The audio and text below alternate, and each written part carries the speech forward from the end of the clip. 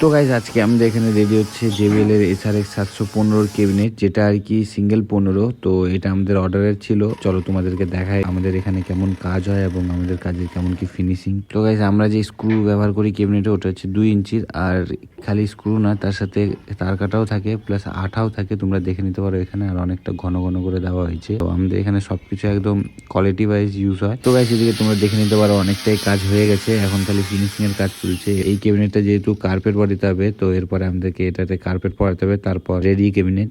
তো চলো তোমাদেরকে একবারে ফাইনাল লুকটা দেখাই গাইস।